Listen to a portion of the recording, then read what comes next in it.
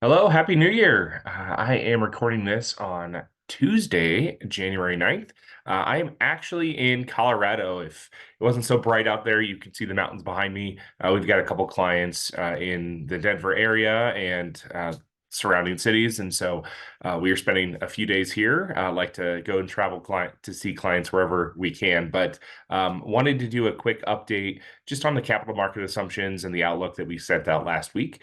Hopefully everyone had a chance to take a look at that, but I wanted to kind of walk through a few questions that I've already gotten and just kind of share again, just another forum on what we're looking ahead for 2024 and what that means for your investment allocation. So I'm going to share my screen here and hopefully we can tackle a lot of the main questions that you would have. So let's see if I can figure this out with different tech than I normally have.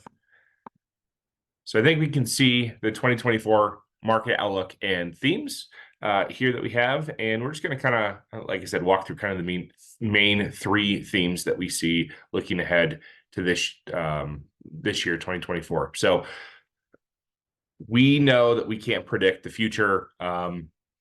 We sent out a video back in November and I said, stick with it. You know, stocks tend to do well towards the end of the year, but we don't know the future. That was way better than I expected. And even though we said, you know, stay invested, we don't know what's going to happen. And I've had some clients say, well, hey, tell me what's going to happen here in 2024. You did such a great job at the end of the year. That is not the business that we're in. We're in the business to be long-term investors, stay invested, prepare for kind of anything that could happen, but also be optimistic long term. There's a lot of reasons to be negative in the short term, but in the long run, we want to stay optimistic, and history has shown that that's the best position to be in. So as we look ahead for 2024, kind of some major themes that will continue to play out. It's a lot of it's around interest rates. So number one, we'll talk about the messy middle and how inflation seems to be in a good spot, but not as low as it was in the 2010s. We also want to prepare for a potential recession, although we're not predicting that that's necessarily going to happen, but it's always a risk that's on the table. And then we want to make sure that we're not over investing in large cap stocks, particularly in the things that have done really well recently. History has shown that you want to diversify across lots of asset classes, not just stick with a highly concentrated position. So as we look for the messy middle here, this is all these things I'm going to show you are pulled directly from our capital market outlook that we sent out again last week, and you can find it on our website. But this is just talking about the terminal Fed funds rate. So this is the peak Fed funds rate on what has been historically in different time periods and what that inflation actually was. And if you look kind of at this chart, given where inflation is now, we would expect that the Fed can lower rates in 2024, and that's really what the market's expecting. If that happens, you have the opposite situation as you did in 2022. So in 2022, interest rates went up, bond prices went down. It was a bad year for stocks, bad year for bonds. As we look ahead for 2024, we would expect that interest rates would likely drop somewhat, and that's going to be a positive for fixed income. So what that actually means in practice is bonds are more attractive than they have been. And that's great. We always like having a nice stable base in the portfolio. Kind of the second one is around recession. And my favorite chart that I'm going to show you is the top left.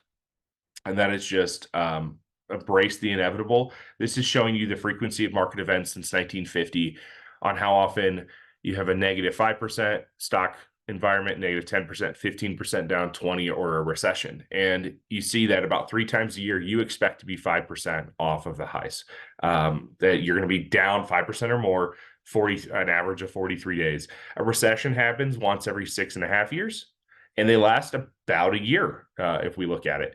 And if you're down 20% or more, now recession and 20% or more, they sound similar. One's an economic term, one's a stock market term, but regardless, down 20% or more happens about once every 6 years.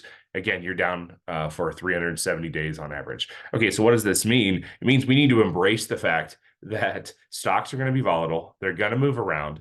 And just because we had a great end of the year last year doesn't mean that 2024 is going to be great. It also doesn't mean that it's going to be bad. And you notice how frequently some of these things happen, the 5%, the 10% down, they happen every year, and they happen multiple times a year. That is across the board, whether stocks overall are up a lot or they're down a lot, you would expect to have major 5, 10, 15% moves um, once every year, 2, 3 years. That doesn't mean that everything's going to go to zero. It doesn't mean that everything's going to go down. That's that's a normal part of investing, is that you have volatility. And with that, that's where I say short term we can be pessimistic, but long term, as long-term investors, if you can weather through the downturns, you come out on the other side. That's why stocks produce a higher return, is because most people can't stick with it, but you can by having a disciplined portfolio and being invested in an intelligent way.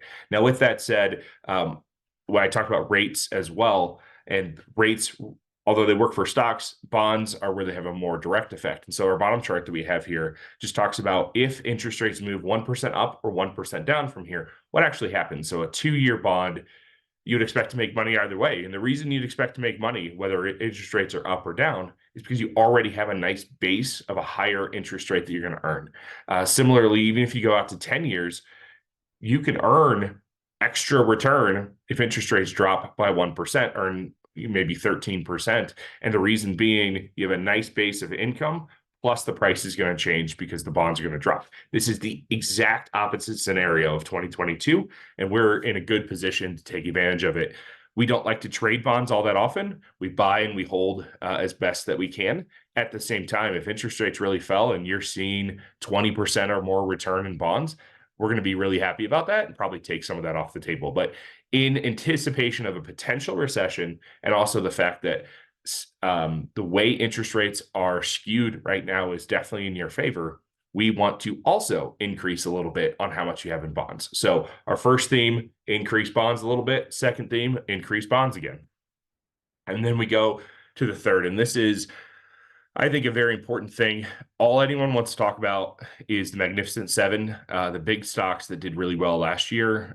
You see 5 on here, the current leaders: Apple, Microsoft, Amazon, NVIDIA, and Alphabet, or Google, as most people know it. And if you look over time, though, by decade, you tend to have a decent amount of change each decade on what the kind of leaders are, or the biggest market participants. Now, you've seen since, you got 2020 and current, those are the same. Well, that's not that long of a time, but you go back to beginning of 2010 and you see some different names in here. Apple's continued, Microsoft's continued, but there's some change, and there's a change in the type. You had energy stocks in the 2010s. You've got a lot of tech stocks now. I would argue Amazon's a tech company too. So really all 5 are tech stocks. Go back to the 80s, the 90s, 2000s. You've got technology, energy, communications, financial, industrial, consumer discretionary. Got a lot of different names that are in here, and that's just what happens over time. You have change in the leadership, the biggest participants. And so although we have an exposure to large cap stocks, and we want to have exposure to it, we also don't want to fall into a trap of looking at the last 5 or 10 years and saying, those are the stocks I only want to own, and ignore the rest.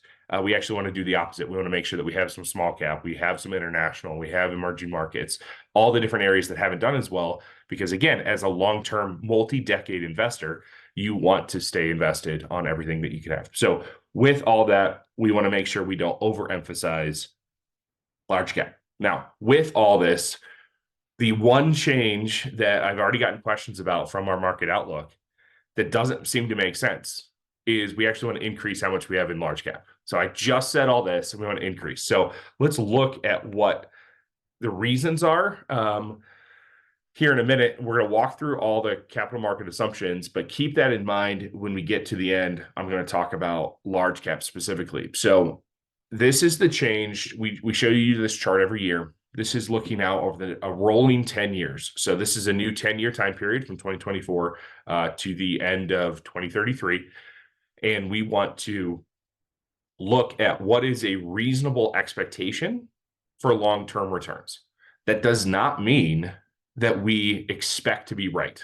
So when I say we expect to earn 6.5% per year on average for the next decade in US stocks, that does not mean that I'm saying if we only earn 6.4%, our projections wrong. There is a wide range of outcomes, but we need a base case. And then we also need to know, okay, what can make this go wrong and what can make this go right? And then we build our portfolios around both the skewness of potential returns and also kind of what the median and the mean forecasts look like. So with all that, 2023, 2024, you got a slight change on the down for global stocks moving forward. That makes sense. Stocks were up great last year. So we would expect, all else being equal, to have slightly lower returns in subsequent years if you have higher than average returns in any one year. So I'm not worried about that. I don't think you should be either. It's not enough of a change, even in international and emerging markets, to worry about. Now, let's go to real assets. The opposite has happened. Real estate didn't have a great year. It had a good end of the year, but early in the year didn't do that great. Broad real assets as well. We want to make sure that you have exposure to those areas, and that is a very important piece. We did actually, and there's a note here at the bottom, that we did cut a little bit of international stocks a couple years ago, and the reason for that was really because US just continued to be the leader, and although we're skewed towards international emerging markets, we didn't want to continue to overweight at an even higher pace. So we made that changes 22, 23, and so that's going to continue as we go here. If I look into fixed income, this is a nice positive return. We expect bonds to do even better as we look ahead for the next decade. It all has to do with the base that you start at. So that's where we are with interest rates today. Global bonds, US bonds, wherever you are, high yield bonds, all kind of make sense. And they're a little bit more attractive, especially compared to stocks than we had before. Now, I'll say, as I said on the previous slide, we think about skewness. And so if you only took the median number, you would look at this and say, why am I going to own stocks at all? Because stocks are only going to earn, US stocks are only going to earn 6.5% according to our projections, and bonds are going to earn 5.7%. Why am I going to take the risk for US stocks? Well, the reason you're going to take the risk for US stocks is because the range of outcomes for bonds are so small, but the range of outcomes for stocks are much, much wider. And if you want to keep up with inflation and you want to keep up with increasing taxes, and when you make money, you have to pay taxes, and indirectly you pay for inflation, we need to make sure we have higher returns. And over time, we still expect US stocks to do better and stocks overall to do better than bonds, but we also don't need to be over enthusiastic just looking at 2023 returns and overweighting in stocks just because they've done well recently.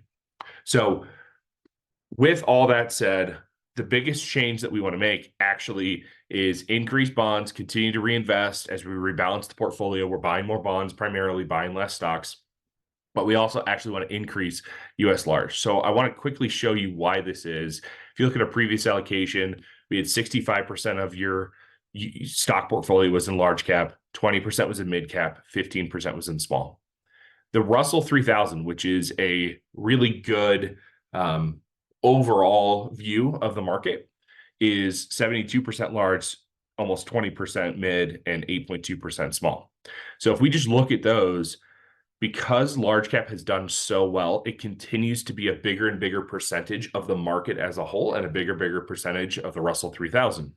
And so just to still maintain our skew of having less in large, but still having a reasonable amount and having more in small cap, we need to update our allocation and actually reduce small cap slightly and increase large a little bit. And so you've seen some trades we already placed earlier this year. We bought the QQQ fund. We bought some US large profitability funds, and those will continue to happen over time. As you can see here, though, we are still underweight large cap and overweight small cap, and basically even on mid cap. We just need to change because of how much has changed over time. So with that, I threw a whole lot of technical things out there, and hopefully a lot of that made sense. But you've seen a lot of trades in the portfolio. We always make some trades at the beginning of the year. Over time, as we go through this first quarter, we are going to shift a little bit less in stocks, a little bit more into bonds, take advantage of interest rates as they are here. But also, let's not make dramatic changes. There's really actually not that big of a difference between last year and this year. When you see a 0.5%, 0.7% move on long-term expectations, it'll add up over time, but it's not enough to make major changes to the allocation. So we want to be a little bit more defensive, a little bit more in bonds, but you already have plenty in bonds. So we don't need to sell a bunch of stocks to go do it. We want to be a little bit more large cap just because the market's changed. We still want to be skewed small cap. We still want international. We still want emerging markets. There's a lot of risks there, but a lot of good upside as well. So with all that, a lot of the same.